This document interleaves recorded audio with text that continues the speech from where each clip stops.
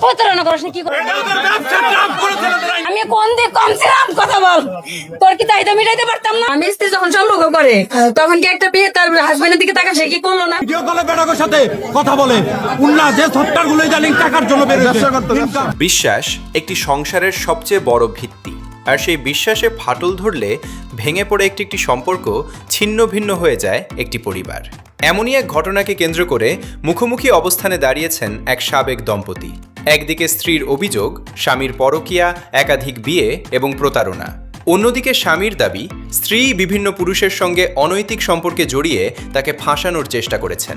প্রতারণা করিস না, কি করিস? তোরে ভালোবাসিনি আমি, ওইসব মেরে না বাকি। আমি তো তোরে ভালোবাসছি, তুই যদি দাঁড়ার পর বলতি যে আমি জানটা দিয়ে দিতাম তোর জন্য, এই বুকটা আমি মাথা রেখে ঘুমাইছি, তোর এই হাতে আমি ভাত খাইছি, তুই জানিস 4 মাস আমার ভাত যায় না পেটে।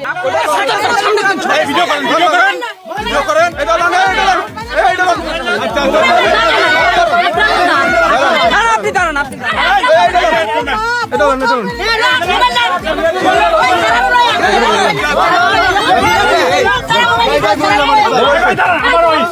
আর আপনি যে আমার এখানে প্ল্যানিং করে আনছেন, ওর ডিভোর্সের টাকা লাগতো আমার বলতো ও মামলা করতো, ওরা ডিভোর্স দিত মামলা করতো। এই ভাইরা পদ্ধতি ছিল না, ও মামলা করতে পারতো। ও কেন আরেকজন দিয়ে ট্রাফ করে আজকে আমার মিরপুর আনাইছে বলেন? ও কেন আনাইছে? আমি বিয়ে 100টা করছি, প্রেম করছি 100টা, ওদের সমস্যা কি? বোন ও আমার ছোট বোন, ওর আমি 2.5 বছর ধরে ওকে আমি চিনি। ভুক্তভোগী নারীর দাবি স্বামীর একাধিক বিয়ে ও পরকীয়ার বিষয়টি জেনেও তিনি সংসার টিকিয়ে রাখার চেষ্টা করেছেন। স্বামীর সব চাহিদা পূরণ করেছেন, অপমান অবহেলা সহ্য করেছেন, কিন্তু শেষ পর্যন্ত তাকে ডিভোর্স দেওয়া হয়। এরপরও তিনি বিষয়টি মেনে নিতে পারেননি। তাই স্বামীর বিরুদ্ধে ওঠা অভিযোগের সত্যতা যাচাই করতে বড় বোনের সহায়তায় একটি পরিকল্পনা করেন। নির্ধারিত স্থানে দেখা করার কথা বলে স্বামীকে ডেকে আনলে সেখানে দুজনের মধ্যে তর্ক বিতর্কের ঘটনা ঘটে। ওর যখন সমস্ত সবকিছু আমি শুনলাম, তখন আমার মাথা হ্যাং হয়ে গেছে পুরা। ওর টিকটক নাম্বারটা নেওয়ার জন্য ওই টিকটকের ভিতরে ওকে আমি টার্গেট করছি। ওকে টার্গেট করে টিকটক থেকে ওকে আমি কথা বলতে, সকালে একবার কথা বলি, সকালে একবার কথা হয় না হয়, বিকালবেলা কথা হয় একবার, জাস্ট 2-3 মিনিট যা কথা হয়েছে সমস্ত ভয়েস, সমস্ত কল রেকর্ড আছে, ঠিক আছে? তারপরে কথা, ঠিক আছে আমরা দেখা করি, দেখা করা জরুরি, আমি বাইরে চলে যাব, সত্যি আমি বাইরে চলে যাব। পরে এখন কথা হচ্ছে এরকম করতে করতে পরে কাছে ঠিক আছে, ও আমার সাথে এসে দেখা করতে। নারীর ভাষ্য, সংসার টিকিয়ে রাখতে তিনি সর্বোচ্চ চেষ্টা করেছেন, অথচ স্বামী বারবার ডিভোর্সের জন্য চাপ দিয়েছেন। তার দাবি স্বামী আগে থেকেই একাধিক বিয়ে করেছিলেন এবং আরও সম্পর্ক গড়ে তুলেছিলেন। কথা বল, তোর কি চাহিদা মিটাইতে পারতাম না? সত্যি কথা বলবি, তোর চাহিদা মিটাইতে পারতাম কি না? সত্যি কথা বল, এই ক্যামেরার সামনে বল, আমি মা নির্দোষ সব বলে কিছু কর। তোর চাহিদা মিটাইতে পারতাম কি না? তুই কেন আমার ডিভোর্স দিবি? তোর অপেক্ষা আমি রয়েছি, তোর বাপ ব্যবসা ধরে তুই আমার নিয়ে আসবি, তুই তা না করে রোজ আমার মেসেজ করছিস ডিভোর্সের জন্য। তুই একটাবার ভাবলি না যে এই মেয়েটা আমার কেন ডিভোর্স দেয় না? ও তো আমার ভালোবাসে, সংসার করবে। ডিভোর্স কি বোঝাস? তোদের মতো ছেলেরা কিচ্ছু বোঝে না। তিনি আরও অভিযোগ করেন, দাম্পত্য জীবনের ব্যক্তিগত মুহূর্তের ভিডিও ধারণ করে পরে সেগুলো দিয়ে তাকে ব্ল্যাকমেইলের আশঙ্কাও ছিল। অন্যদিকে অভিযুক্ত স্বামীর বক্তব্য সম্পূর্ণ ভিন্ন।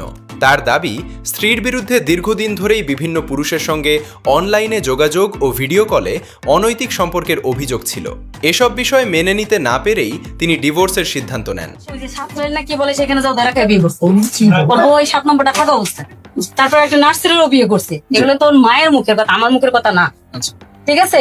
আর আমার যখন বিয়ে করছে বলছে আর একটা বউ নেই, একটাই বিয়ে করছিল। ওনার বাড়ি কোথায়? ওর বাড়ি হচ্ছে বোয়ালমারি। উনি এখানে আসছে, ঢাকাতে আসছে কেন? এই যে ওনার সাথে রিলেশন করছে। আপনার সাথে প্রেম করে উনি? হ্যাঁ, আমার এই 3 সপ্তাহ স্বামী স্ত্রী যখন সম্পর্ক করে তখন কি একটা বিয়ে তার হাজবেন্ডের দিকে তাকা, সে কি করলো না করলো আমরা বুঝান। ও যে ভিডিও গুলো করছে ওগুলো আমি জীবনও জানি না। বাড়িতে যে আমার ইমতে দিয়ে ব্ল্যাকমেল করে সাথে রেখে দিল পুরো কথা। সংসার করবেন না কেন? সেটা আপনার কেমন মনে হচ্ছে? ও যে পরকে করে যে অত্যাচার করবে, আমি আর পাবো আমার কি কেন দিল? আচ্ছা, পাড়া থেকে একটা মেয়ে আইনে ভালো করে সংসার করে না, আমি তো পাড়ার মেয়ে না, আমি গরিব। আপনি বলছেন আপনার বিভিন্ন ভিডিও করে রাখেন, কিন্তু এই ভিডিওগুলো কেন করে রাখবো আপনি সেটা বুঝতেন না? আমি এগুলো কেমন বুঝবো? এখন আপনাদের আমি কি বলবো? আমি কাবিল টাবিল বুঝতাম না, আমি করবো সংসার, আমি খুবই বুঝতেছি ভাই। এখন আমি তার অভিযোগ, ঘটনার দিন পরিকল্পিতভাবে তাকে সেখানে ডেকে নিয়ে কয়েকজনের সহায়তায় আটকে রাখা হয়। এ সময় তার মোবাইল ফোন, মানি ব্যাগ ও নগদ টাকা কেড়ে নেওয়া হয়েছে বলেও দাবি করেন তিনি। আমার সুতা কথা সাংবাদিক ভাইরা আমি বলি, ও আমার ওয়াইফ ছিল, ওর এইসব তাড়না আমি সহ্য করতে পারি নাই। সারাদিন ছেলে মানুষ শীতের ভিতরে কাজ করে আসছি, আইসে দেখো ফোনে ভিডিও কলে বেড়াগোর সাথে কথা বলে, উন্না যে সফটওয়্যার গুলো জানি টাকার জন্য বেরোচ্ছে ইনকাম। হ্যাঁ, এগুলো দেখলে কোনো স্বামীর মাথা ঠিক থাকে? ওরা মারবে না কি করবে? তোরা আমি সেই হিসাব করে তুই বারবার বলা সত্ত্বেও তোর ডিভোর্স পেপার দিছি। তোর উচিত ছিল তোর দেড়মনের টাকার জন্য তুই মামলা করতি। তুই আরেক মহিলার যে আজকে আমার এই মিরপুর এলাকায় না কেন ট্রাপ করলি? কেন ট্রাপ করে আটকায় 3-4 লাখ কেন আমার বাপের যে ফোন দিয়ে চাস? তোর প্রবলেম ছিল, তুই থানায় কেন গেলি না? অভিযুক্ত আরও বলেন, সংসার টিকিয়ে রাখতে তিনি নিয়মিত চাকরির পাশাপাশি অতিরিক্ত আয়ের জন্য ভ্যান পর্যন্ত চালিয়েছেন। পরিবারের দায়িত্ব পালনে সর্বোচ্চ চেষ্টা করলেও স্ত্রীর সঙ্গে সম্পর্ক স্বাভাবিক রাখা সম্ভব হয়নি বলে দাবি তার। থেকে কল আসে, যদি 5 মিনিট হয় $1 আসে ওই সফটওয়্যারে। এর একটা আবার কোম্পানি আছে, ওই কোম্পানি বাংলাদেশের যে কোনো একজন মেনটেন করে, ওই ধরনের সেই ধরনের কাজগুলো ওরা করে বেড়ায়। আমার 2 বছর বিয়ের বয়সে আমি শুনি ওর কোনো বোন আছে, ওর কোনোদিন চেহারাও দেখিনি আমি। তাহলে ও আজকে কেন এই মহিলাদের সাথে অ্যাড হয়ে কেন ও ওই ছেলে পেলেগুলো দিয়ে ও কেন আমার এখানে আইনে আমার ট্রাফিক করে আমার মোবাইল মানি ব্যাগ সব নিয়ে ইনফ্যাক্ট আমার মার খাওয়াইছে, আমার মারছে ওরা কেন? তার মানে ওদের তো ব্যবসায়ী এটা মনে হয়। হ্যাঁ, অবশ্যই এটাই ওদের মূলত ব্যবসা।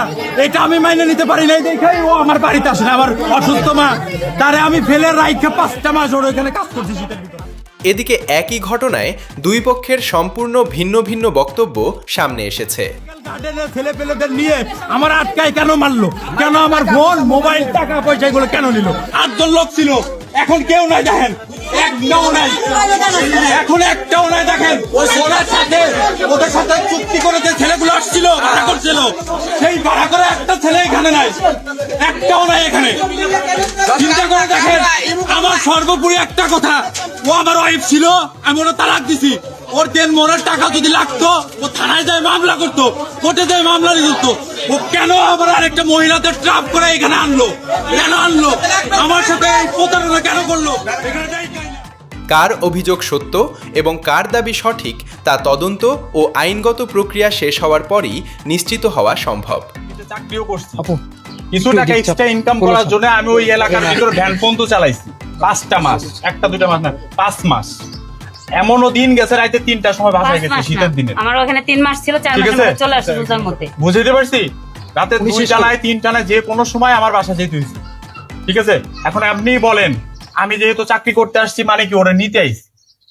ওরে নেওয়ার জন্য আসছি। তোর বাবা একটা বার আমার সাথে কথা বলে আমি বলি যে ওকে নেওয়ার জন্যই তো আমি আসছি রে ভাই। আমার মারে এই অবস্থায় ফেলে আমি ওরা নেওয়ার জন্য আসছি, যেহেতু ওর সাথেই হয় নাই। ওরা আমি 1000বার বুঝেছি। এখন আপনাদের কাছে বলি, ও লাস্টের 1 মাসে 3-3টা ফোন কিনছে কিস্তির মাধ্যমে। আমার ফোনটা চেক করে দেখেন। সংশ্লিষ্টরা বলছেন, যাচাই বাছাই সম্পন্ন হওয়ার আগে কোনো পক্ষ সম্পর্কে চূড়ান্ত সিদ্ধান্তে পৌঁছানো উচিত নয়।